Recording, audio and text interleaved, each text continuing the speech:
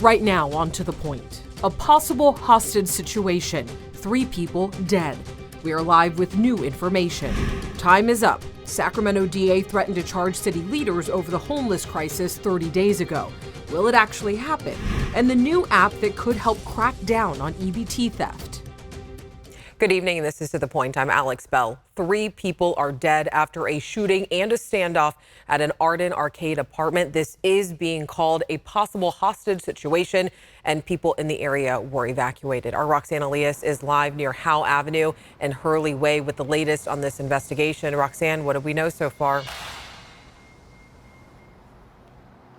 Alex, there are so many questions right now that we're still waiting to hear from the sheriff's office, but we did learn just a few minutes ago that detectives are still here on scene. Now, if you could just tell by the area behind me, the volume of cars, it is a very busy area surrounding the apartment complex here with lots of shopping centers. A lot of people were evacuated from this particular apartment complex earlier today, but most of them have returned. We're told there's about 1 unit that perhaps hasn't. Now, what we know so far is the Sacramento County Sheriff's Office says at around 11 o'clock this morning, someone called 911 to report a shooting that took place at the 1100 apartment complex on Howell Avenue. Investigators say the witness who called 911 actually reported seeing the shooting. Now, it is unclear if the shooting started inside or outside of the apartment, but upon arrival, deputies tried to make contact with the people inside the apartment, but were never able to speak to anyone, prompting deputies to believe it was a possible hostage situation.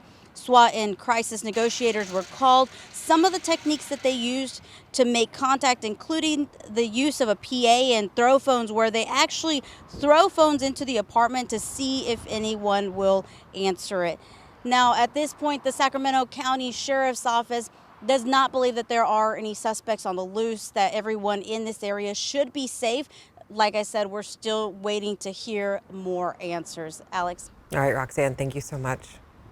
Tonight, the former boyfriend of a missing Fairfield woman is under arrest after a weeks-long search. The woman, 36-year-old Erica Brown, was reported missing in late August. Police believe Brown is no longer alive. The man she was living with, 45-year-old Mark Randall, was arrested in connection with her homicide. He was found in Sacramento by police and the sheriff's SWAT team last night. New tonight, the CHP are now calling a deadly crash a hit and run, and they are looking for the driver responsible. This happened in Rio Linda last night. The car hit a person and then drove away. Then another car swerved, and that driver was ejected from their car, leaving them in critical condition. Time is up. A legal threat over homeless solutions, or the lack of solutions, has passed its 30-day deadline. The Sacramento DA threatened to charge city leaders if they don't kick their homeless encampment enforcement into high gear. And this all started over encampments outside the county courthouse. Our Becca Habegger brings us the latest update now that those 30 days have passed. Alex, the tension between the city of Sacramento and the Sacramento County District Attorney's Office is far from resolved. The DA has not yet acted on his legal threat, but the ball is now back in his court after the city attorney responded this month with a letter that doesn't mince words. I do not relish the possibility of suing another government entity in order to compel them to do the right thing, to do their job. That's Sacramento County District Attorney Tien Ho talking with ABC 10 last month about the letter he had just sent city leaders, threatening legal action if they don't make major changes to their homeless response within 30 days. He said Sacramentans are fed up with rampant homelessness, citing a survey his office conducted that got more than 1,600 responses in a matter of days. People shared stories like hypodermic needles on a girl's soccer field and human waste on the sidewalks kids use to get to school. We are all frustrated, but some of us are actually working day and night to try to make the problem better. Sacramento Mayor Darrell Steinberg fired back, calling Ho's demands unrealistic. You are going about this all wrong. Ho's demands included that the city must prosecute city codes related to unlawful encampments and provide 4 additional attorneys to do so, clear 16 encampments listed in his survey, and ensure people don't relocate within 3 blocks, audit the money spent on homelessness within the last 2 years, and more, all within 30 days or else. People have asked, is this an empty threat? And the answer is no. On the 30-day mark, September 6th, City Attorney Susanna Alcala Wood published a reply saying the city is already doing much of what Ho is asking, and furthermore pointing out ways she says Ho's office can be stepping up to help. She wrote, "I invite your office to collaborate with mine to address the enforcement efforts you have highlighted in your letter and to take ownership of those efforts that are the responsibility of the county." And Beck, I think the big question that remains is, will the DA move forward with legal action against city officials? Yeah, we asked that today and received the following statement. The DA says, quote, "We are currently evaluating the merits of the city's response to our proposals to deal with the unhoused crisis affecting the entire city. A final decision on future litigation is forthcoming, but will only be made after a thorough analysis of the facts, the law, and a review of the city's efforts or lack thereof to effectuate meaningful change." Now, I reached out to the city and confirmed they have not heard back from the DA's office since the city attorney sent her letter last week. And quickly before we go, what legal ground would the DA have? He says he could charge city officials with failing to abate a nuisance for not enforcing the city's various ordinances on unlawful encampments. All right, and you already know we will be following this. Thank you, Becca.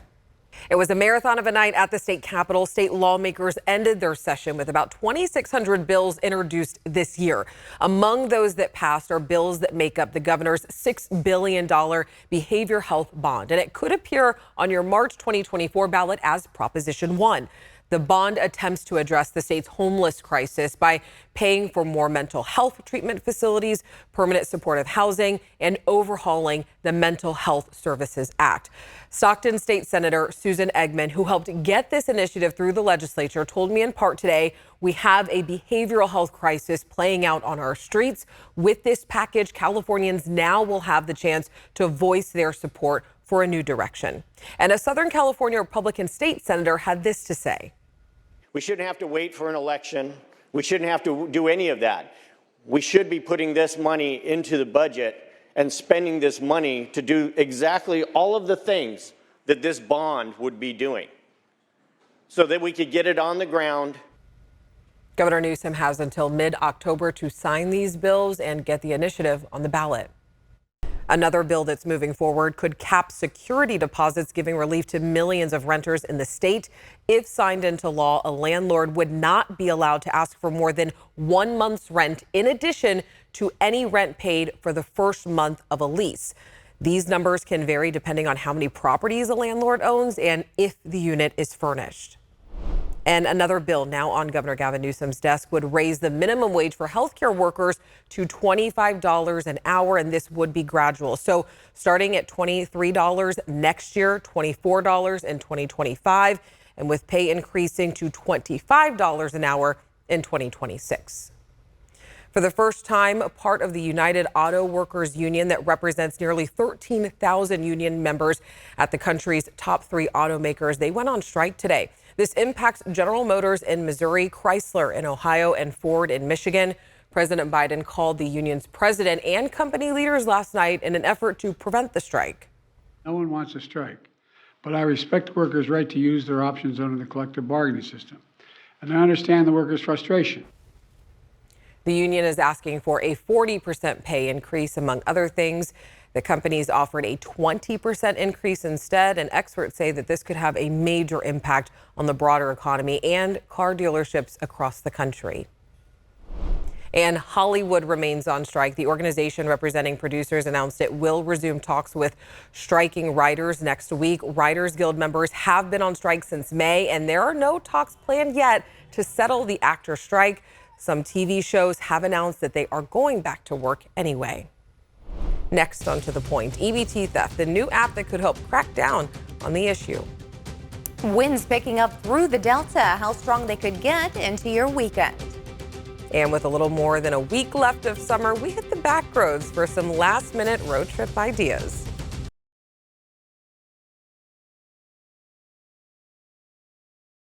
Blame it on the Delta breeze. A tree managed to do some major damage to cars in West Sacramento. This is on Fernwood Street. Homeowners tell us the tree is more than 90 years old and it gets regular maintenance. It's possible that the heat up caused it to get too top heavy and then it snapped in the breeze in the overnight hours. I mean, Carly, not the most ideal situation to wake up to. No, and with those oak trees, it's called summer branch drop. Very typical. It swells up in those, really in the branches there. And then any small kind of movement, even if it's the lightest wind, could just cause it to fall. I mean, it really doesn't take much for those trees, so definite maintenance is needed on those. Yeah, keep up with it. Well, we are going to be dealing with some nice conditions into the weekend. Now, we're looking at temperatures today right in the upper 80s. The average is 89 this time of year. I mean, we couldn't be more pretty much on track than we are climatology-wise. And looking at our overnight lows, mid to upper 50s, low 60s, or mild this weekend. We will be looking at very similar temperatures before a gradual cooling trend continues. As we look at our current temperatures, we're dropping off in those mid 80s to low 80s from Sacramento to Elk Grove, 82 in Fairfield with 87 in Stockton. Still a little warm for Marysville and Oroville at 90 degrees with 72 in Truckee. This is a 1 to almost 4 degree temperature difference than we were feeling just yesterday around the same time. So quite the cool down. We'll continue to see the gradual cool down into your Saturday, Sunday, and through next week. Now, a lot of people heading out for that Friday night football, and we're looking at the game of the week today. That's Colfax High School at Center High School. That's in Antelope. At 7 p.m., we're looking at kickoff 84 degrees, halftime 75, sunshine. We'll start to see that darkness happening, of course, but clear skies. And it's really just a nice evening out, even for outdoor dining out there. We did see a few of those thunderstorms pushing through, but not too bad today.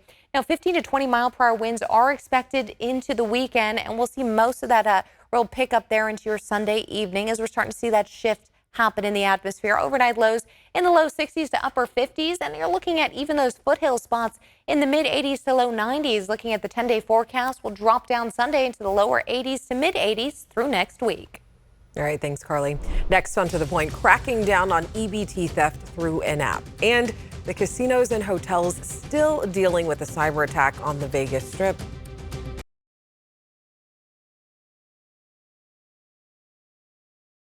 Well, hackers have taken over parts of Las Vegas. Many hotels and casinos are still dealing with cyber attacks. Room key cards, slot machines, and ATMs do not work at nearly 12 places on the Strip. And that's not all.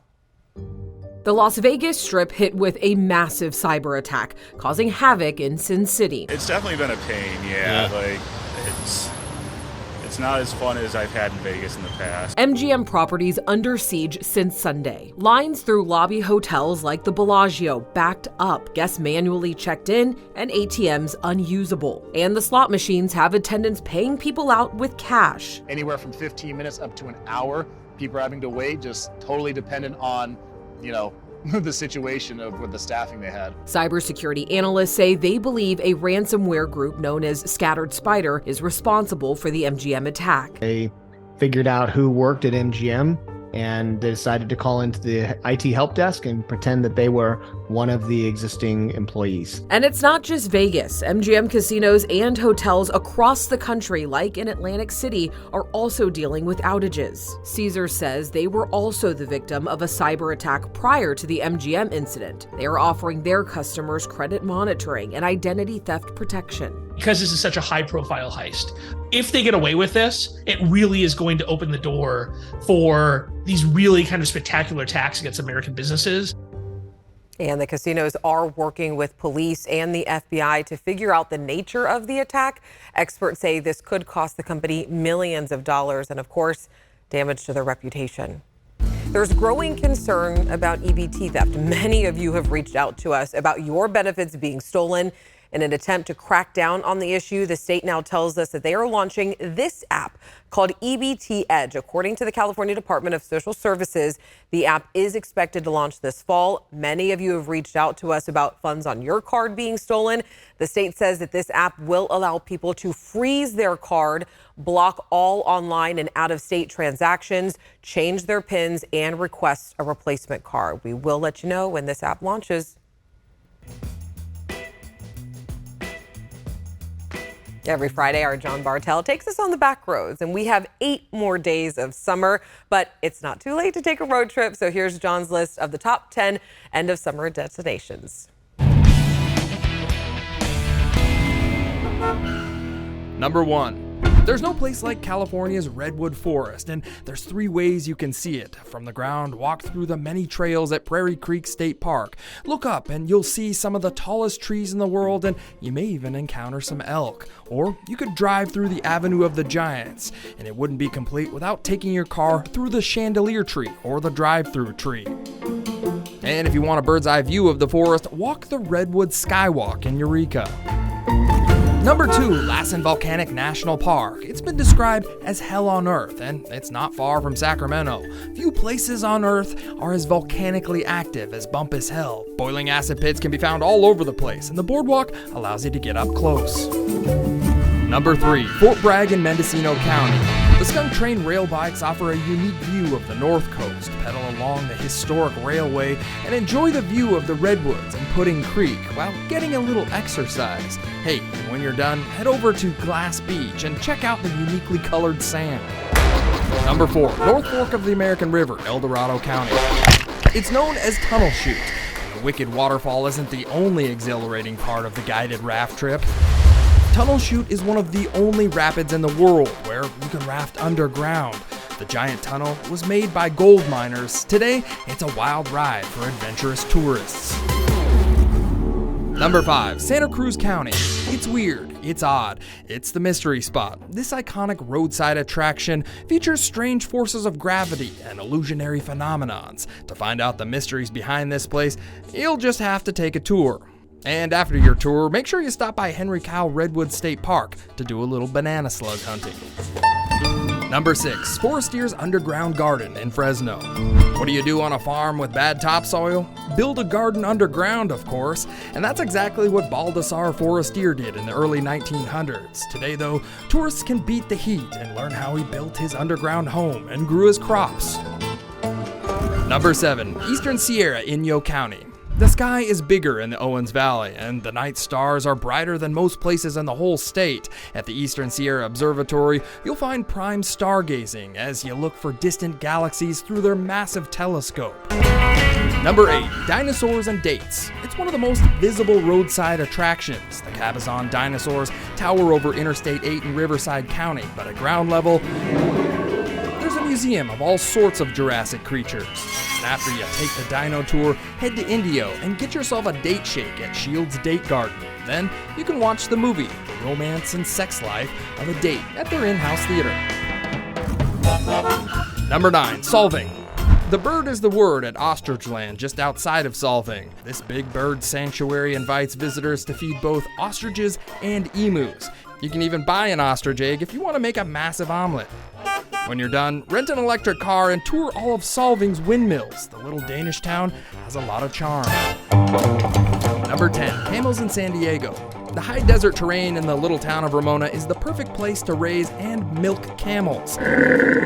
Oasis Camel Dairy makes camel milk products like soap and lotions, and they also provide educational camel rides. After that, make sure you stop by the town of Julian to get some apple pie and tour the historic Eagle Mine. Need a place to stay on your road trip? Consider these unique inns. The Madonna Inn in San Luis Obispo is world famous for decorating each room differently. Sleep in a real caboose at the Railroad Resort in Dunsmuir. Just outside Yosemite, go glamping inside a covered wagon at Yosemite Pines Resort. Want to know what it's like to stay inside a water tower? Mendocino has plenty to sleep in. Some like it hot at the Hotel del Coronado. This luxury hotel was Marilyn Monroe's favorite. Well, if you like those summer destinations, there's more where that came from. Just head over to abc10.com/backroads and check out our interactive map. You can make a road trip of your own. I'm John Bartel. Hope to see you on the Backroads. And if you have a place that you want John to check out, make sure you text him at 916-321-3310. Next, on To The Point, the state of Hispanics in Sacramento County.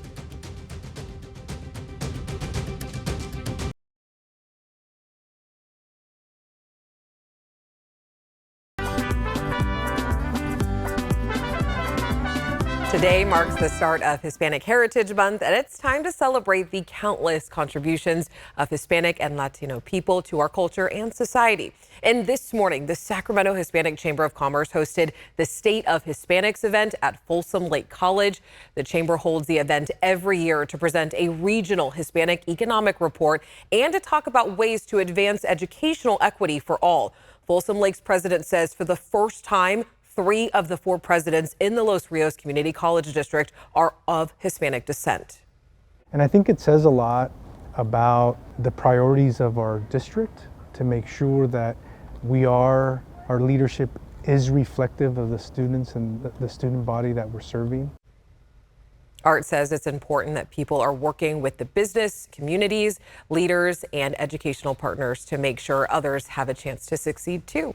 And we are celebrating Hispanic Heritage Month right here on To The Point, so you can find stories about our Hispanic communities for the next several weeks right here at 6:30. Thanks for joining us. Have a great weekend. I'll see you on Monday.